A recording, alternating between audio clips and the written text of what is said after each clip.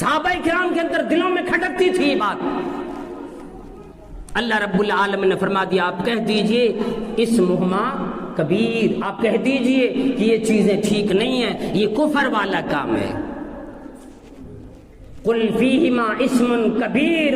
اس میں بڑی خرابی ہے، بڑا گناہ ہے. اور اس کے اندر کچھ تھوڑے بہت نفع بھی ہیں. کبھی آدمی کہتا ہے کہ تھکان میں جب پی لیتے ہیں تو تھکان چلی جاتی ہے، اور آدمی اپنے فکر کو جو ماں بعد فکر ہوا ہے، ابھی جو پہلے ماں قبل جو فکر آئی اس کے ذہن میں، کوئی ٹینشن میں آدمی ہے تو شراب پی لیتا ہے تاکہ وہ ٹینشن چلا جائے. اور شراب کا کام ہی وہی ہے کہ پہلے کی ساری باتیں بھلا دے اور وہ کام بندہ کرے جسے ہوش نہ ہو. جیسے کوئی راز کی بات آپ نے کسی کے پاس رکھ دیے، اگر وہ شرابی ہے تو آپ کا راز محفوظ نہیں ہے، پھر وہ شراب پیے گا سارا راز کھول کر رکھ دے گا اور وہ بھول جائے گا کہ فلاں آدمی نے مجھے منع کیا یہ باتیں کہنے سے. تو پہلے کی ساری باتیں بھول جانا.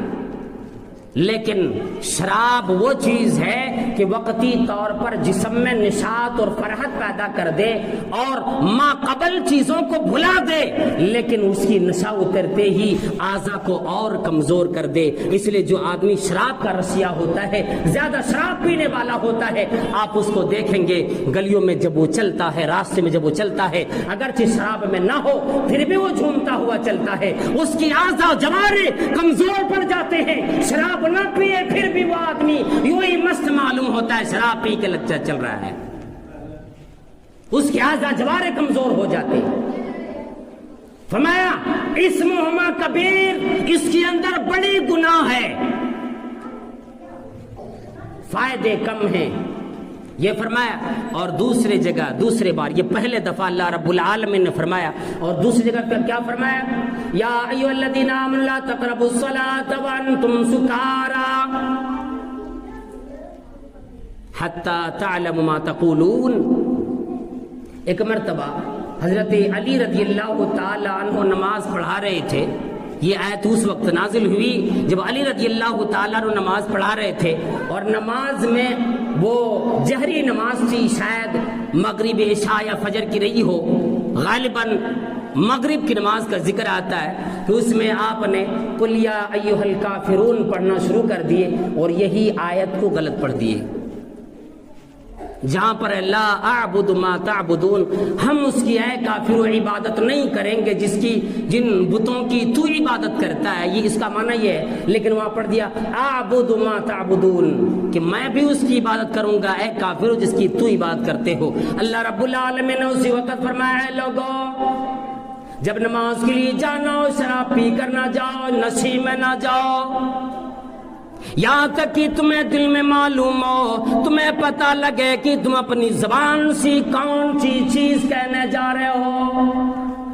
تمہیں معلوم ہو کون سی چیز اپنی زبان سے بولتے ہو. اور تیسری جگہ اللہ رب العالمین نے سورۃ المائدہ کے اندر فرمایا، اور اس سے پہلے سورہ نحل کے اندر سورہ نمبر 16 اور آیت نمبر 67 میں اللہ رب العالمین نے فرمایا وَمِن ثَمَرَاتِ النَّخِيلِ وَالْأَعْنَابِ تَتَّخِذُونَ مِنْهُ سَكَرًا وَرِزْقًا حَسَنًا إِنَّ فِي ذَلِكَ لَآيَةً لِقَوْمٍ يَعْقِلُونَ. سورہ نحل کے اندر کہ صحابہ کرام آپ لوگ کھجوروں سے، انگوروں سے منشیات بناتے ہو، نشہ آور چیزیں بناتے ہو، ورزقاً حسنا، اچھی روزیاں بھی حاصل کرتے.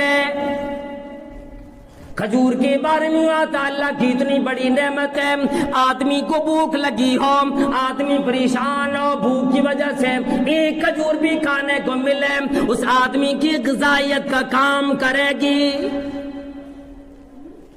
کھجور ایسے کھا لیتا ہے وہ تو بالکل حلال ہے. اور یہ کیا ہے؟ رزق حسنہ ہے، بہترین رزق اللہ نے قرار دیا ہے، اور انگور کو بہترین رزق قرار دیا ہے. لیکن اسی کو سڑا کے گلا کے جب شراب بنا لیا جائے تو کہتے ہیں سکرا، یہ منشیات میں داخل ہے. اور کیا فرمایا کہ ان فی ذلک لآیۃ لقوم یعقلون، ان لوگوں کے لیے اس کے اندر نشانی ہے، عبرت ہے جو لوگ عقل رکھتے ہیں۔ اب یہاں پر اللہ نے دھیرے دھیرے یہاں پر جب یہ آیت نازل ہوئی، نبی علیہ الصلوۃ والسلام نے فرمایا اللہ شراب کو حرام کرنے کے بالکل قریب ہو گئے۔ اے صحابہ کرام، ان قریب اللہ رب العالمین، مجھے یوں معلوم ہوتا ہے اب اللہ رب العالمین نے اس کے بعد شراب کو بالکل ہر حالت میں، چاہے آدمی ماحول میں ہو، چاہے عبادت میں ہو، چاہے غیر عبادت میں ہو، چاہے گھر میں ہو، تنہائی میں ہو، مجمع میں ہو، ہر جگہ یہ حرام ہو جائے گی اور اس کا پینے والا جہنم میں جائے گا۔ اللہ رب العالمین نے فرمایا یا ایھا الذین آمنوا انما الخمر والمیسر والانصاب والازلام رجس من عمل الشیطان۔ اے ایمان والو، بے شک شراب اور جوئے، والازلام والانصاب اور تھان استھان، والازلام اور پانسے کی تیر، لاٹری بازی، رجسن پلید ہے، بڑا گندا ہے، من عمل شیطان، یہ شیطانوں کا کام ہے، انسان نہ کرے۔ فجتنبو، فرمایا آج کے بعد سے میرا حکم آ گیا، اس میں کوئی ہاتھ نہ لگائے، لعلکم تفلحون، تاکہ تم کامیاب ہو جاؤ گے۔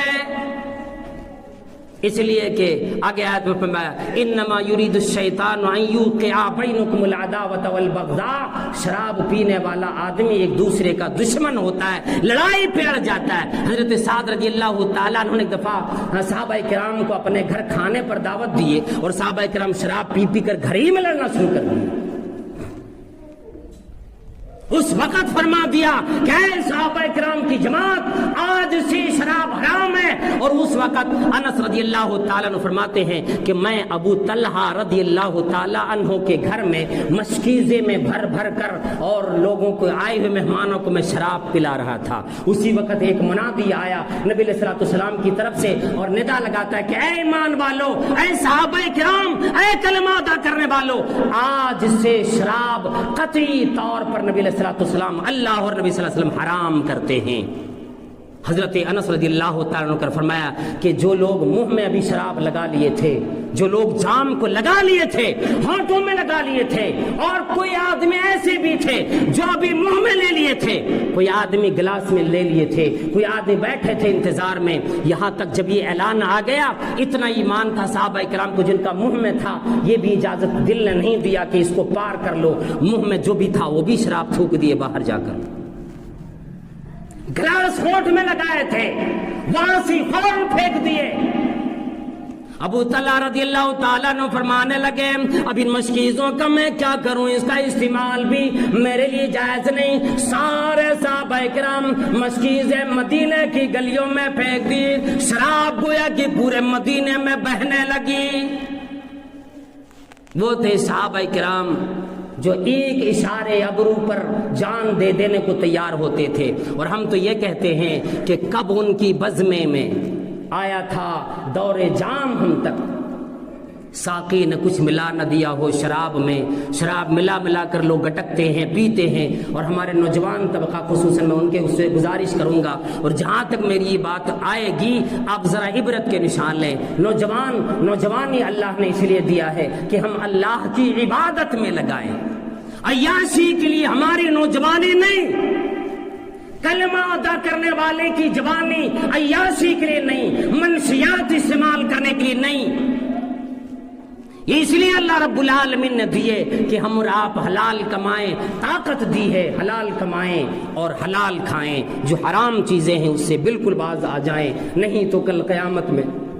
شراب پینے والا اللہ سے جب ملے گا ایک مشرک کی حالت میں ملے گا، اس لیے کہ شراب پینے کے بعد وہ سارا کام اس پر لازم اور لازمن ہونے لگتا ہے، کرنے لگتا ہے جو ایک بت پرست آدمی کرتا ہے۔ اس لیے ہمیں اور آپ کو اس سے عبرت لینی چاہیے، اور خصوصاً اگر کوئی شراب پینے والا ہو، اللہ نہ کرے ہمارے ماحول میں معاشرے میں کوئی ہو، مسلمانوں میں تو علیہ اعلان دیکھتے ہو آج یہ تو دیکھا جاتا ہے، لیکن اگر یہاں کہیں بھی کوئی پینے والا ہو، ہمارے گاؤں میں محلے میں اگر کوئی پینے والے ہو، تو خدا را آج سے توبہ کرو، خدا کی واسطے میں کہتا ہوں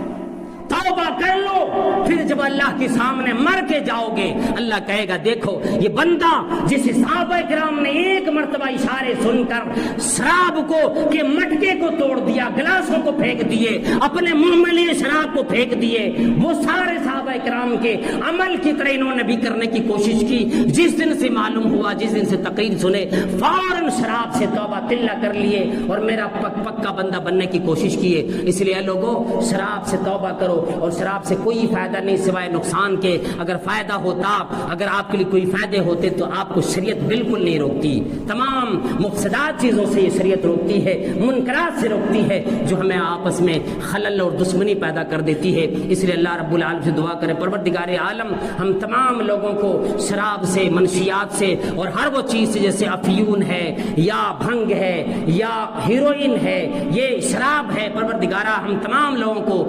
چرس وغیرہ سے یا پھر لوگ گانجا وغیرہ جو